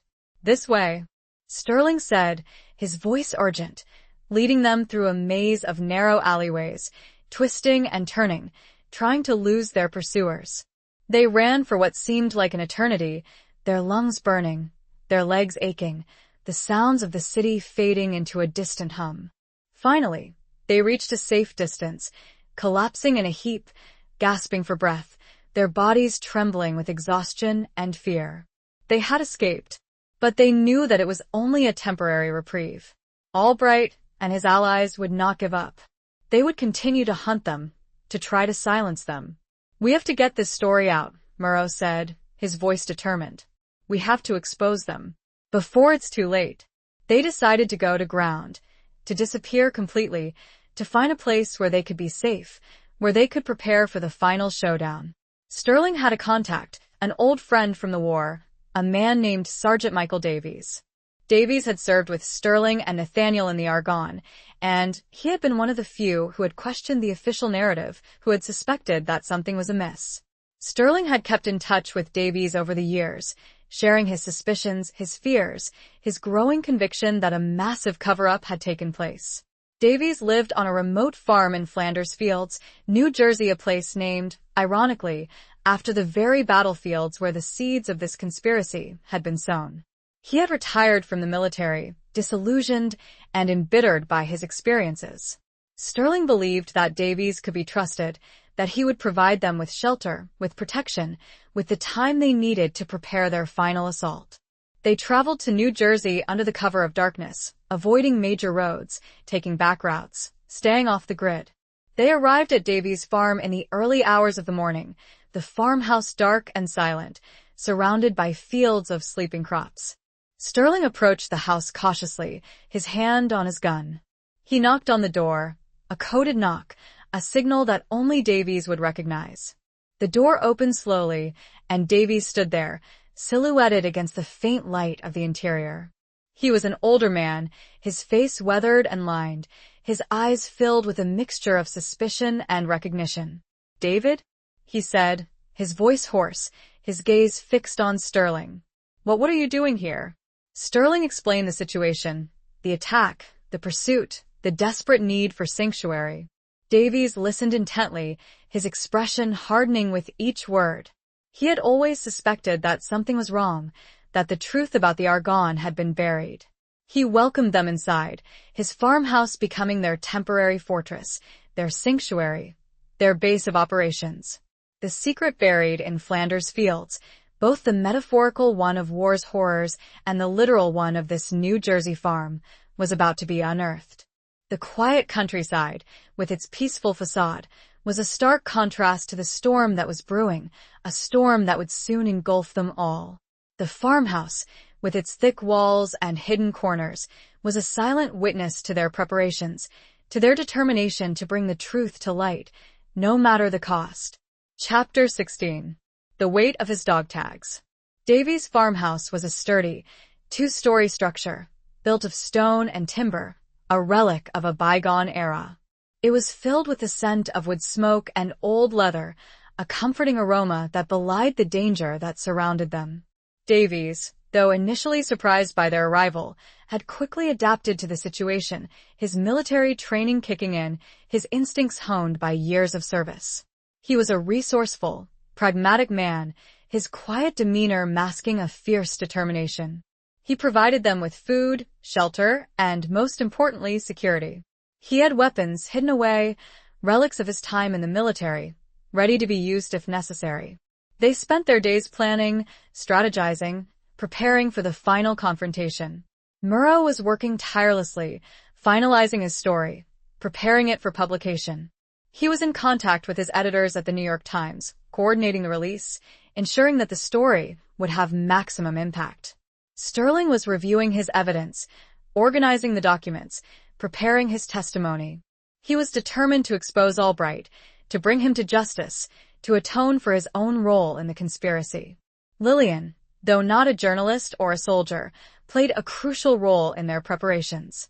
She was the heart of their operation, the moral compass, the reminder of the human cost of Project Chimera. She spent hours talking to Sterling and Davies, listening to their stories, their memories of Nathaniel, their experiences in the Argonne. She learned more about the man she had loved, the man he had been before the war, the man he had become under Albright's influence. She also spent time studying the documents, the medical records, the autopsy reports, the photographs. It was a painful, agonizing process, but she forced herself to confront the horrors, to understand the full extent of Albright's crimes. One evening, as they sat around the kitchen table, Davies brought out a small, metal box. It was an old army footlocker, filled with mementos of his time in the service. "I found this after the armistice," Davies said, his voice hesitant, his eyes filled with a mixture of sadness and regret. "It belonged to Nathaniel." Lillian's heart skipped a beat. She reached for the box, her hands trembling. She opened it carefully, her eyes scanning the contents. There were letters, photographs, a few personal items, and his dog tags.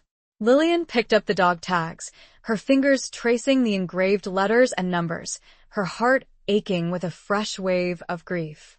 Blackwood, Nathaniel, Major, U.S. Army.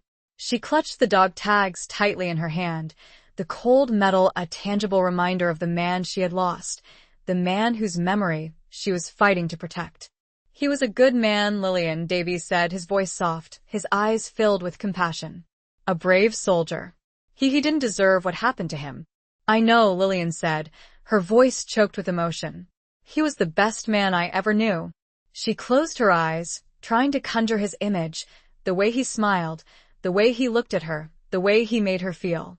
It was a bittersweet memory, a reminder of what she had lost, but also a source of strength, a driving force that kept her going. She would not let his memory be tarnished by Albright's lies. She would not let his sacrifice be in vain. She would fight for him, for all the victims of Project Chimera, until justice was served. The weight of his dog tags in her hand was a physical manifestation of the burden she carried, the responsibility she felt to uncover the truth and bring the perpetrators to justice. The farmhouse, with its quiet solitude, was a place of reflection, of remembrance, and of renewed determination. The echoes of the past, the whispers of the dead, were a constant presence, urging them forward, reminding them of the stakes. The air was thick with anticipation, with the knowledge that the final confrontation was imminent. Chapter 17. The Unsent Letter of a Dying Man. As Murrow finalized his explosive article and Sterling prepared his damning testimony, Lillian found herself drawn back to the contents of Nathaniel's footlocker. Among the familiar mementos, photographs of them together, Pressed flowers from their courtship, his well-worn copy of Shakespeare, she discovered a letter she hadn't seen before. It was tucked inside the lining of the box, almost hidden, as if Nathaniel had wanted to keep it secret, even from himself. The envelope was plain, unmarked, addressed to no one. The paper was thin and fragile, the ink faded, but the handwriting was unmistakably his. With trembling hands, Lillian carefully unfolded the letter. It was dated November 4th, 1918, the day before his last, desperate message to her, the one he had managed to smuggle out of the hospital. This letter, however, was different. It was not a farewell, but a confession. A raw, unfiltered account of his experiences, his thoughts, his feelings, as he faced his impending death. To whoever finds this, if you are reading this, it means I am gone. And it means that the truth about what happened here, in this hellhole they call a hospital, may never be known. Unless you have the courage to tell it. My name is Nathaniel Blackwood. I was a major in the United States Army. I fought in the Argonne Forest. I was wounded. I was brought here, to this place of horrors. I was experimented on. I was changed. They called it Project Chimera. They said it was for the greater good. They said it would make us stronger, better, more resilient. They said it would win the war. They lied. It turned us into monsters. It twisted our bodies, our minds, our souls. It made us things. Not human. Not anymore. I have done terrible things. Things I can never forgive myself for. Things I can never atone for. I have killed. I have hurt. I have become the very thing I swore to fight against. I am writing this because I want someone to know. I want someone to remember. I want someone to understand. I was not a monster. I was a man. I was a soldier. I was Lillian's. I loved her. I loved her more than life itself. She was my everything. My reason for living. My hope for the future. And now I have lost her. I have lost everything. I am going to end it. I can't live with myself anymore. I can't bear the thought of what I have become. I can't bear the thought of hurting anyone else. Please, if you find this, tell Lillian. Tell her I loved her. Tell her I'm sorry. Tell her I tried. I tried to be strong. I tried to fight it, but I failed. Tell the world what they did to us. Tell the world about Project Chimera. Tell the world so that it never happens again. Forgive me, Nathaniel. The letter ended abruptly, the ink smudged, as if he had been interrupted, or as if he had simply given up. Lillian sat there, tears streaming down her face, the letter clutched in her hand. It was a heartbreaking testament to Nathaniel's suffering, his courage, his enduring love for her. It was also a powerful piece of evidence, a first-hand account of the horrors of Project Chimera, written by one of its victims. She knew that she had to share this letter with Murrow, with Sterling, with Davies. It was the final piece of the puzzle, the missing link that would connect all the dots, that would expose the full extent of Albright's crimes. The unsent letter, a message from beyond the grave, was a weapon, a tool, a testament to the enduring power of truth, even in the face of death. It was a voice crying out from the darkness, demanding to be heard.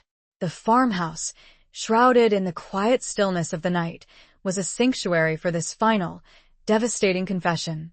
The weight of Nathaniel's words, his pain, his love, settled upon Lillian, strengthening her resolve, fueling her determination to bring his tormentors to justice.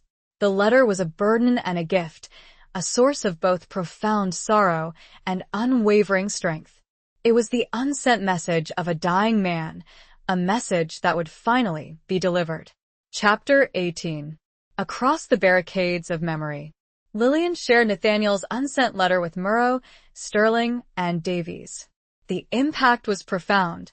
The raw, unfiltered emotion of his words, his desperate plea for truth and justice, resonated deeply with each of them. Murrow recognized the letter's significance immediately. It was the smoking gun, the irrefutable evidence that would solidify his story, that would expose the horrors of Project Chimera to the world. This changes everything, Murrow said, his voice hushed, his eyes filled with a mixture of awe and sorrow. "This is the voice of the victims. This is what we needed." Sterling, his face etched with grief and guilt, could barely look at the letter. It was a painful reminder of his own experiences, his own failures, his own complicity in the conspiracy. "He was a good man," Sterling whispered, his voice choked with emotion. "He didn't deserve this. None of them did." Davies, his stoic demeanor cracking, placed a comforting hand on Lillian's shoulder. "He loved you, Lillian," he said, his voice soft. "He fought for you until the very end." They knew that the time had come. Murrow's story was ready to be published. Sterling was prepared to testify. The evidence was overwhelming. But they also knew that they were facing a formidable enemy, an enemy with vast resources and powerful connections. They had to be prepared for anything. They decided to hold a press conference, a public unveiling of the truth, a moment of reckoning for Albright and his allies. They chose a neutral location, a small, independent newspaper office in Trenton, New Jersey, far from the prying eyes of the military and the intelligence community. Murrow used his contacts to ensure that the press conference would be well attended, that the major news outlets would be represented. He wanted the world to hear their story, to see the evidence, to judge for themselves. The day of the press conference dawned gray and overcast, the weather mirroring the somber mood of the occasion. Lillian, Sterling, Davies, and Murrow arrived at the newspaper office early, their hearts pounding with a mixture of anticipation and dread. The room was packed with reporters, photographers, and cameramen, the air thick with the buzz of expectation. The atmosphere was electric, charged with the sense that something momentous was about to happen. Murrow began the press conference, his voice calm and measured, his words carefully chosen.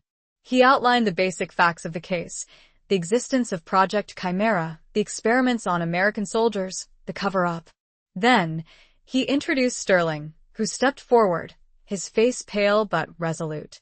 He told his story, his voice trembling with emotion, his words painting a chilling picture of the horrors he had witnessed, the atrocities he had been forced to endure. He presented the evidence, the documents, the medical records, the photographs. The reporters gasped, their cameras flashing, their pens scribbling furiously. Finally, Murrow introduced Lillian. She stepped forward, her heart pounding in her chest, her hands clutching Nathaniel's dog tags and his unsent letter. She told her story, her voice filled with a mixture of grief and anger, her words resonating with the power of her love for Nathaniel, her determination to seek justice for him and all the victims of Project Chimera. She read Nathaniel's letter, her voice cracking with emotion, the words echoing in the silent room, a testament to his suffering, his courage, and his enduring love. The impact was devastating. The reporters were stunned, silent, their faces reflecting a mixture of shock, disbelief, and outrage.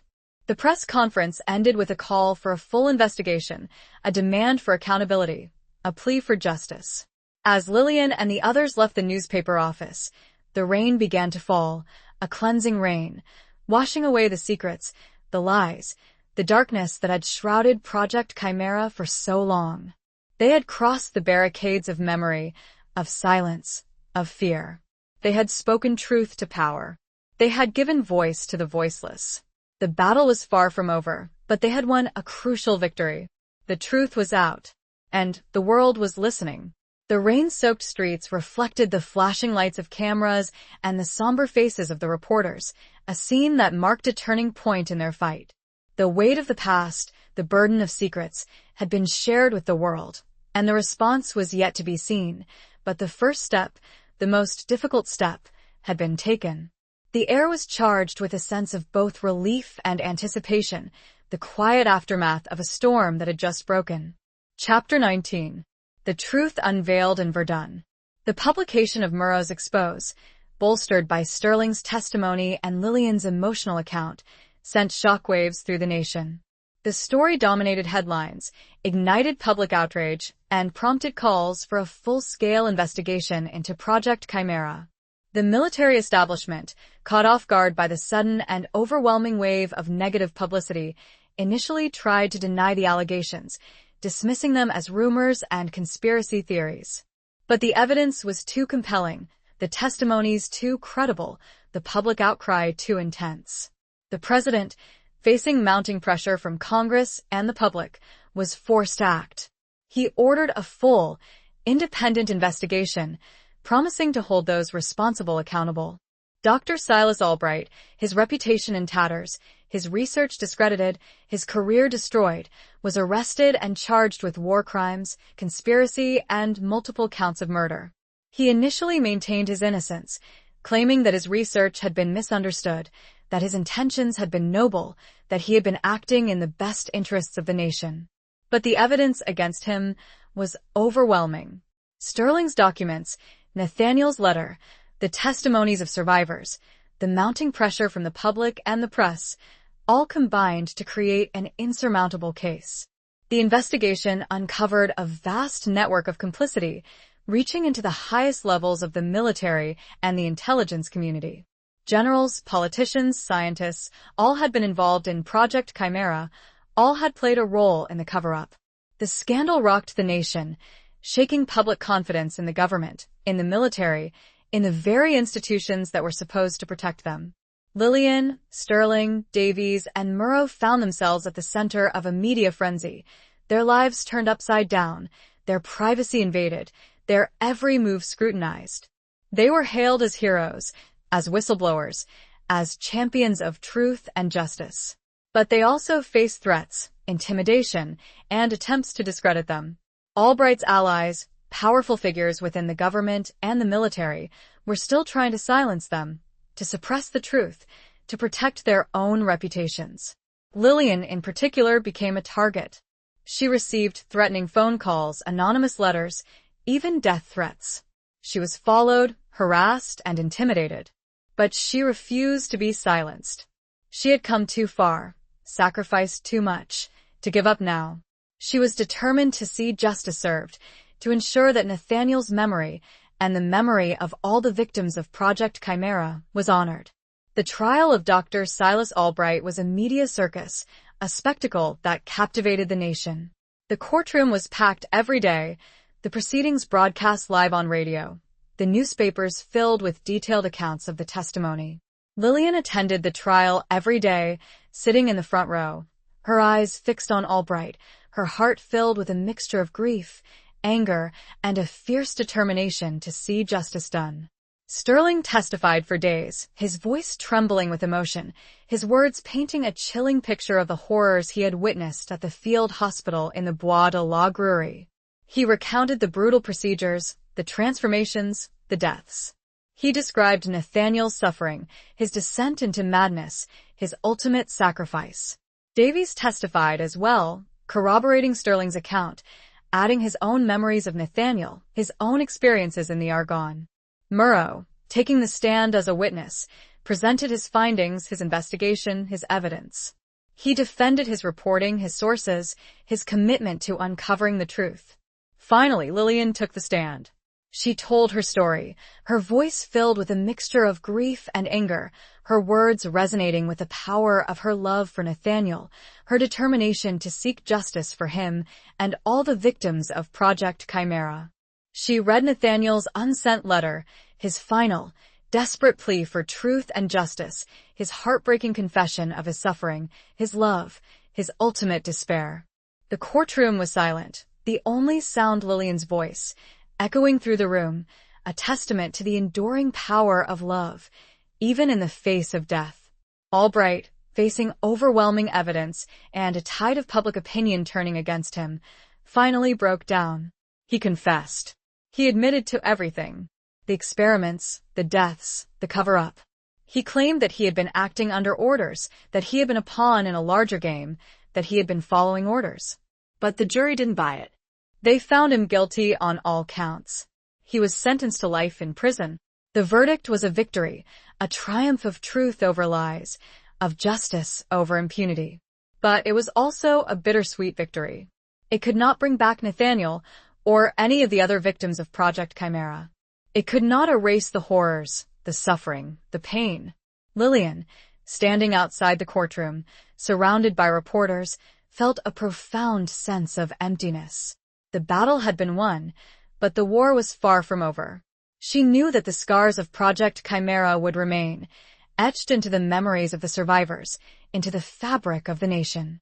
She decided to return to France, to the Argonne forest, to the place where Nathaniel had died. She wanted to say goodbye. To find some measure of peace. To understand. She traveled to Verdun, the site of the infamous battle, a place where the echoes of gunfire still lingered, where the ghosts of the dead still roamed. She stood there, in the silence of the forest, the wind whispering through the trees, the rain falling softly on her face. She closed her eyes, and she could almost hear Nathaniel's voice, calling to her from across the years, across the barricades of memory, across the chasm of death. Lillian, she opened her eyes, and she saw him. Not as a ghost, not as a memory, but as a presence. A feeling. A sense of peace. She knew that he was finally at rest. And she knew that she could finally let go. The truth had been unveiled in Verdun. Not in a courtroom, not in a newspaper headline, but in the quiet stillness of a forest, where the memories of war lingered, where the spirits of the dead found solace. The journey had been long and arduous, but it had finally come to an end. The weight of the past had been lifted, replaced by a sense of closure, of peace, of hope. The rain continued to fall, a gentle, cleansing rain, washing away the tears, the pain, the sorrow, leaving behind a sense of renewal. Chapter 20. Atonement and Remembrance. Lillian stayed in France for several weeks, visiting the battlefields, the cemeteries, the memorials. She walked the trenches, explored the forests, stood in the silent, somber presence of the countless graves. She sought to understand the war, the scale of the devastation, the human cost. She visited the site of the former field hospital in the Bois de la Gruerie, now overgrown with vegetation, the remnants of the building barely visible. She stood there, in the silence of the forest, and she could almost hear the echoes of the screams, the cries of the dying, the whispers of the lost. She placed a small bouquet of wildflowers at the spot where she believed Nathaniel had died, a simple tribute to his memory, a symbol of her enduring love. She also reconnected with Evelyn Moreau, who had returned to her village in Alsace. They spent hours talking, sharing their memories, their grief, their hopes for the future. Evelyn, though still haunted by her experiences in the Argonne, had found a measure of peace. She had dedicated her life to helping others, to caring for the wounded, to healing the scars of war. "We must remember," Lillian, Evelyn said, her voice filled with a quiet strength. "We must never forget. We must learn from the past so that it never happens again." Lillian agreed. She knew that the fight for truth and justice was not over. The legacy of Project Chimera, the stain of the war, would remain. But she also knew that there was hope. Hope for healing, hope for reconciliation, hope for a better future. She returned to the United States, a changed woman. The grief was still there, a dull ache beneath her breastbone, but it was tempered by a newfound sense of purpose, a determination to honor Nathaniel's memory, to continue the fight for justice, to ensure that the lessons of the war were not forgotten. She became an advocate for veterans, a voice for the voiceless, a champion of peace. She spoke out against war, against violence, against the abuse of power. She shared her story, Nathaniel's story, the story of Project Chimera, with anyone who would listen. She worked with Murrow to establish a foundation, a non-profit organization dedicated to supporting veterans, to promoting peace, to exposing government misconduct. The foundation was named after Nathaniel, a lasting tribute to his memory, a symbol of hope for the future. Lillian also returned to her art, to her sketching, to her painting. She found solace in the creative process, a way to express her emotions, to heal her wounds, to find beauty in a world that had been scarred by so much ugliness. She painted the landscapes of France, the battlefields, the cemeteries, the memorials. She painted the faces of the soldiers, the nurses, the victims of war. She painted Nathaniel as she remembered him, as she loved him, as he had been before the war, before Project Chimera had stolen his soul. Her paintings were exhibited in galleries, museums, and universities across the country. They were praised for their beauty, their power, their emotional depth. They were a testament to the enduring human spirit, the ability to find hope and beauty even in the darkest of times. Lillian never remarried. She remained faithful to Nathaniel's memory, her love for him undiminished by time, by distance, by death. She found companionship in her friends, in her work, in her art. She found purpose in her advocacy, in her commitment to peace, in her determination to make the world a better place. Years passed. The wounds of the war slowly healed, but the scars remained. The memory of Project Chimera, the lessons of the past, were never forgotten. Lillian lived a long and full life, a life dedicated to truth, to justice, to peace. She died peacefully, in her sleep, at the age of 85, her hand resting on Nathaniel's dog tags, his unsent letter tucked safely beneath her pillow. She had achieved atonement, not for herself, but for Nathaniel, for all the victims of Project Chimera. She had found remembrance, not just in her own heart, but in the hearts of all those who had been touched by her story. She had lived a life of purpose, a life of meaning, a life of love. And in the end, that was all that mattered. The final chapter closed on a life well lived, a story of courage, resilience, and unwavering love. The echoes of the past had faded, replaced by a sense of peace, of closure, of hope for a future free from the shadows of war and deceit. The quiet dignity of her passing was a testament to the strength she had found in the face of unimaginable loss, and the legacy she had built on the foundation of truth and justice. Epilogue.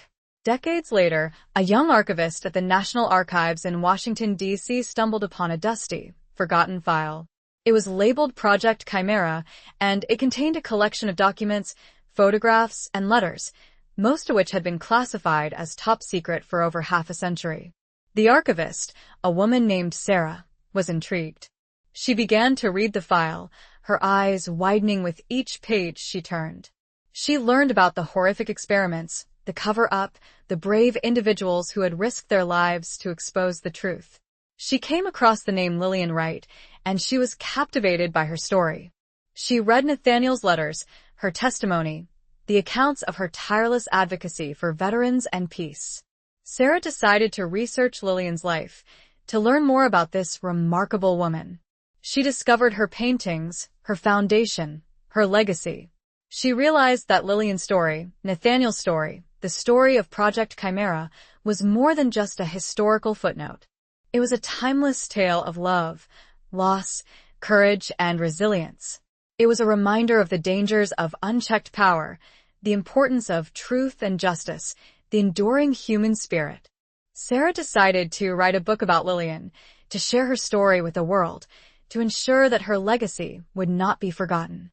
She tracked down Lillian's surviving relatives, interviewed people who had known her, visited the places she had lived, the battlefields she had walked, the galleries that had exhibited her art. She pieced together the fragments of Lillian's life, creating a vivid portrait of a woman who had faced unimaginable loss, who had fought for truth and justice, who had found peace and purpose in a world scarred by war. The book became a bestseller, sparking renewed interest in Project Chimera, prompting a new generation to grapple with the ethical implications of war, the dangers of secrecy, the importance of remembrance. Lillian's story, once buried in the dusty archives of history, was brought back to life, her legacy renewed, her message resonating with a new audience. Sarah, standing in the National Archives, holding the original file of Project Chimera in her hands, felt a profound sense of connection to Lillian, a woman she had never met, but whose life had touched her own in so many ways. She knew that Lillian's story was not just a story of the past. It was a story for the present, a story for the future. It was a story that would continue to inspire, to challenge, to remind us of the importance of fighting for what is right, of speaking truth to power, of never forgetting the lessons of history. The epilogue closes on a note of hope, of continuity, of the enduring power of storytelling to connect generations, to keep alive the memories of those who came before us, to inspire us to build a better future. The cycle of remembrance continues, ensuring that the sacrifices of the past are not forgotten and that the lessons learned are carried forward. The quiet heroism of Lillian Wright, once a secret buried in the aftermath of war, now resonated through time, a testament to the enduring human spirit.